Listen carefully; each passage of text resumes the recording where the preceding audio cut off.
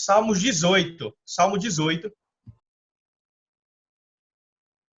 Aqueles que estão chegando agora, um bom dia abençoado da parte de Deus a todos. Salmo 18, queridos.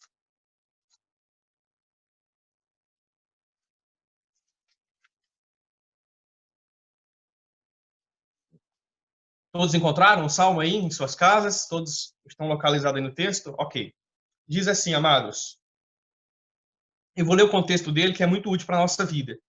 Ao mestre de canto, salmo de Davi, servo do Senhor, o qual dirigiu ao Senhor as palavras deste cântico, no dia em que o Senhor o livrou de todos os seus inimigos e das mãos de Saul. Ele disse: Eu te amo, ó Senhor, força minha. O Senhor é a minha rocha, a minha cidadela, o meu libertador, o meu Deus, o meu rochedo, em que me refugio. O meu escudo, a força da minha salvação, o meu baluarte. Invoco o Senhor, digno de ser louvado, e serei salvo dos meus inimigos. Laços de morte me cercaram, torrentes de impiedade me impuseram terror. Cadeias infernais me cingiram, e tramas de morte me surpreenderam. Na minha angústia, invoquei o Senhor, gritei por socorro ao meu Deus. Ele, do seu templo, ouviu a minha voz, e o meu clamor lhe penetrou os ouvidos. Amém, queridos? Eu queria falar nessa manhã, nessa singela e pequena devocional, que esse Davi, motivado por livramento, né? A gente vê aqui que, diante das perseguições do seu sogro, Saul, diante de conturbações, de tramas que o surpreenderam, Deus não deixou de atendê-lo, né? E nada surpreendeu a Deus, o Deus de Davi. Nós somos surpreendidos com muitas coisas, mas nada surpreende o nosso Deus soberano diante do que nos acomete. E aqui é interessante que Davi vai compor, então, por gratidão e amor ao que Deus era e o que Deus é na nossa vida, um cântico com uma declaração de amor e gratidão. Então, aqui é um cântico em forma de declaração de amor e gratidão, reconhecendo o livramento, reconhecendo o poder soberano do Deus Altíssimo. E isso me fez pensar, queridos, embora aqui não tenha um tom de declaração em outros sentidos, mas os seres humanos, informalmente ou formalmente, nós acabamos sempre declarando o que nós sentimos ao que nós não sentimos. Com a chegada de certas coisas na nossa vida, com a chegada de um familiar distante, enfim, há declarações românticas, há declarações de pais para filhos, de filhos para pais, há declarações de professores para algum colega de trabalho, algum profissional para o outro. Há vários tipos de declarações, mas nós não estamos falando de nenhum tipo de declaração desse no nosso nível mais simples do que a declaração soberana, altíssima para o nosso Deus. E o interessante aqui não é que o texto está pedindo para cada um de nós nos apropriarmos e fazermos um cântico como Davi fez, né? Tanto porque está aqui, né? Ao mestre de canto. Tinha um ritmo, tinha uma melodia por volta de todo o contexto desse salmo. Mas a grande questão é que nós devemos expressar a Deus, nosso Pai querido, né? Gratidão e amor pelo que Ele é, pelo que Ele faz diante das nossas vidas. Vale lembrar também ainda nesse texto que geralmente nós somos impulsionados, motivados por momentos de grande livramento ou em momentos de crise, geralmente nascem grandes canções. Se você for observar a história de muitos músicos italianos e até brasileiros, você vai observar em alguns documentários, como até vi essa semana, uma cantora falando um pouco sobre música com outro rapaz da área, muitas músicas surgem de momentos difíceis na vida de uma família, na vida de um compositor. Então, geralmente, né, a pena que se escreve ou a caneta que se escreve com a composição de uma canção, geralmente ela traz embutido dentro de si marcas, às vezes, de um passado sofrido, marcas, às vezes, de um presente que Deus também está mostrando as vitórias, e Deus tem trazido sempre a sua graça na história de cada ser humano, em cada um dos seus lugares. Então, esse salmo aqui vai refletir isso, né? Marcas de uma história turbulenta, marcas de uma história que passou por muitas tramas de morte, mas, sobretudo, um brado de alegria e vitória, reconhecendo o poder soberano de Deus.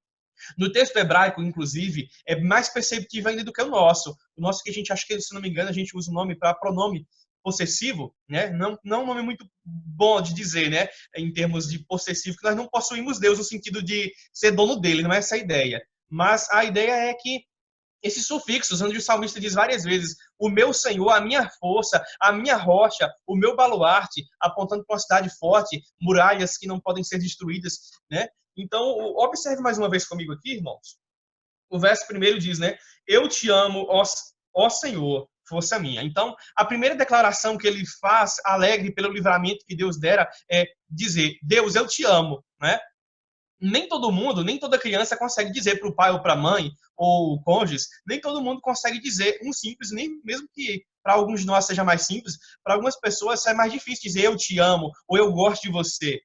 Mas isso tem muitas vezes a ver com a psicologia de como cada um foi criado, o jeitinho de cada um. Mas uma coisa que nós não podemos esquecer: Deus quer ser adorado em todas as nossas ações, palavras. E é claro, o nosso coração deve ser muito mais ainda uma melodia e um cântico novo para Ele. Talvez aqui poucos de nós, né? Eu me tiro meu nome fora disso, porque eu não sei compor, muito menos cantar como os irmãos já conhecem. Mas o grande intuito aqui do texto é mostrar gratidão e amor por nosso Redentor. Gratidão e amor por nosso Redentor. Então, esse cântico vai expressar isso, irmão. O Senhor é o Deus de Davi, é o nosso Deus. E ele declara, eu te amo. E vamos ver algumas séries de coisas que ele fala a mais. Acompanhe comigo na leitura.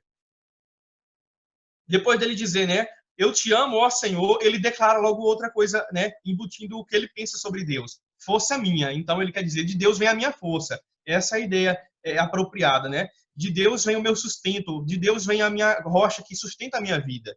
E ele prossegue. O Senhor é a minha rocha, a minha cidadela, o meu libertador, o meu Deus, o meu rochedo, em que me refugio. Percebam, todos esses atributos que ele diz aqui sobre Deus, minha rocha, minha cidadela, apontam para a proteção. Um coração que sabe que é protegido por Deus, que reconhece que tem um porto seguro, que cuida de sua vida, que nutre todos os sentimentos de proteção e graça, a despeito de qualquer dificuldade que ele enfrentasse. Como vocês bem sabem, rocha é um sinônimo de lugar protegido. Rocha é um sinônimo, ou melhor ainda, aponta segurança para a nossa vida. Teve um momento que o próprio Davi, ele adentrou numa caverna em Adulão, um momento que estava muito turbulento na sua vida. E naquele momento, queridos, muitas pessoas que estavam também desgostosos da vida, tristes, amargurados, se uniam a Davi numa caverna. E interessante que naquela ocasião, Deus mandou dizer a Davi, sai desse lugar seguro e vai para outro lugar. Em algumas situações, não agora que é o caso da quarentena, mas uma questão geral de nossa vida, há alguns momentos que Deus quer que nos chamar para sair de alguns locais, de algumas coisas. Em que sentido? Para nós entendermos que o nosso segurança, que o nosso refúgio está no soberano Deus, né? Claro, cada contexto histórico, presencial que vivemos, vai implicar atitudes diferentes, né, no decurso do tempo. Só que interessante é perceber nisso como Deus é sábio, como Deus é soberano e como ele nutre em Davi um coração que reconhece essa rocha excelsa e magnífica em sua vida. O texto prossegue se dizendo, né? O meu escudo, a força da minha salvação, o meu baluarte. Então, aqui ele enfatiza de novo, reenfatiza, ele reitera a ideia. Deus é o meu escudo, aquele que me defende dos dardos do maligno, é aquela ideia.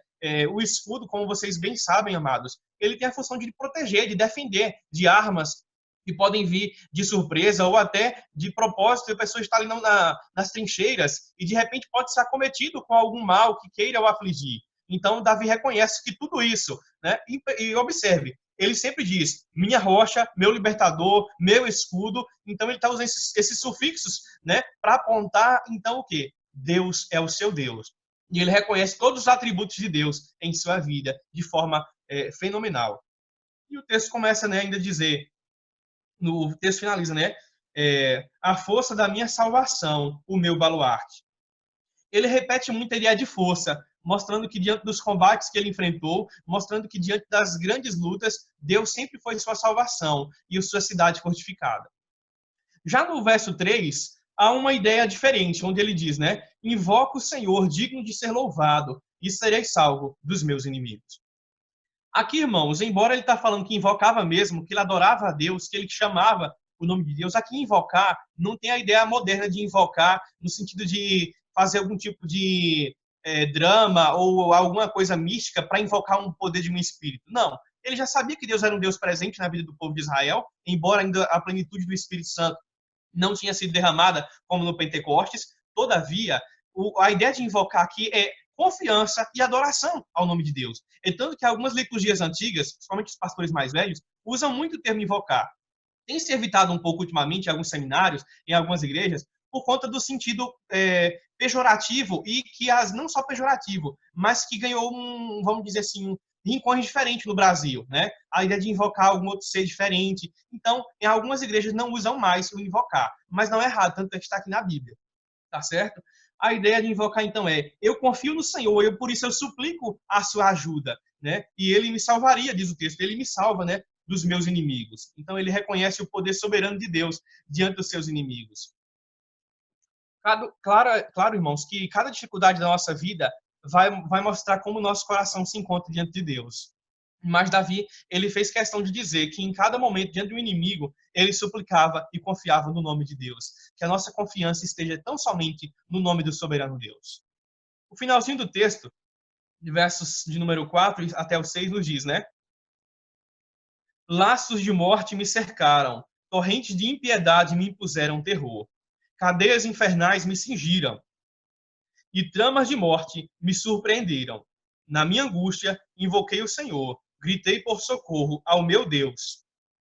Ele do seu templo ouviu a minha voz, e o meu clamor lhe penetrou os ouvidos. Aqui nós vemos Davi exemplificando, ilustrando, até personificando as suas dificuldades. Ele até a chama de cadeias do inferno ou tramas de morte me surpreenderam, né? A ideia de surpreender, eu queria destacar mais isso aqui nesse final dessa nossa devocional. Nós somos surpreendidos por muitos problemas. Não fora o caso agora há pouco, né, da própria pandemia no seu início, dentre outras coisas que já enfrentamos também antes disso. Todavia, queridos, Deus nunca, como né, costumamos falar, Deus nunca é pego de surpresa, Deus nunca é refém de uma situação. Ele está no controle absoluto, soberano, né, resoluto de nos ajudar, não só ver o que passamos, mas nos assistir diante das dificuldades. E Davi vai mostrar mais uma vez que ele confiou no Senhor, invocando o seu nome, suplicando sua graça, quando tudo isso veio contra ele, como se ele fosse um simples pingo d'água no meio de um oceano, né? No meio de uma situação difícil. Ele então ele declara, ele compõe esse cântico. Eu não sei se alguém já viu aquele rio chamado Rio Negro e Solimões. Você já percebeu? Eles não se misturam. E interessante aquilo ali, né? Por questões de natureza, questões do tipo de água, solo, enfim. Mais interessante que isso tem uma ilustração também para a nossa dificuldade, né? Nós não podemos nos tornar iguais à dificuldade que nos acomete, né? Às vezes a gente se torna refém, a gente fala, não, mas todo mundo passa por isso, eu vou me entregar mesmo, vou entregar os pontos para essa dificuldade. Não, nós devemos manter quem nós somos, né? Assim como cada um daqueles rios, que um passa parte, encontra um com o outro, mas nenhum deixa de ser quem é. Então, isso aponta também para algo, parece bem simples isso, mas isso mostra que nenhum desses rios, nem o Solimões, nem o Rio Negro, nenhum perde sua identidade pelo encontro deles, né? Então, nós não podemos perder nossa identidade de depender de Deus, independente de quaisquer problemas, situações familiares, mundiais, ou quaisquer outras, que nos surpreendam muito mais do que o próprio Covid-19. Não sabemos o dia de amanhã, mas confiamos em Deus e pedimos a Ele que Ele nos dê saúde, nos dê graça, abençoe aqueles que sabemos que já estão infectados e doentes, dando-lhes cura, dando-lhes graça.